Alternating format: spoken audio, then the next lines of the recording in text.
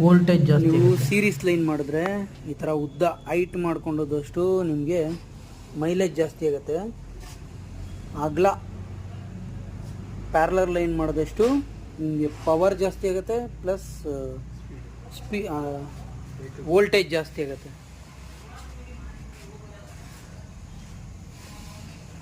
ಈಗೋದ್ರೆ serial line, ಹೀಗೋದ್ರೆ ಅಡ್ಡ ಬಂದರೆ ಪ್ಯಾರಲರ್ line. ಇದು ನೋಡಿ, ಇದೇ ಬಿ ಎಮ್ ಎಸ್.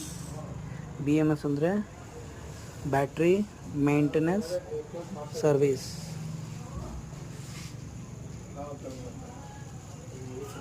ನೋಡಿ, ಇದಿದ್ರೆ ಇದು ಇರುತ್ತೆ ಪ್ರತಿಯೊಂದು ಮೊಬೈಲ್ ಒಳಗಡೆನೂ, ಬ್ಯಾಟ್ರಿ ಒಳಗಡೆನೂ ಇದಿರುತ್ತೆ. ಮೊಬೈಲ್ ಸಾಫ್ಟ್ವೇರ್ ಯಾವ ಥರ ವರ್ಕ್ ಮಾಡುತ್ತೆ, ಹಾರ್ಡ್ವೇರ್ ಯಾವ ಥರ ವರ್ಕ್ ಮಾಡುತ್ತೆ, ಅದು ಇದನ್ನು ಬ್ಯಾಟ್ರಿ ವೋಲ್ಟೇಜ್ ಎಲ್ಲ ಕೆಪಾಸಿಟಿ ನೋಡಿ ಆಚೆಗೆ ಕೊಡುತ್ತೆ.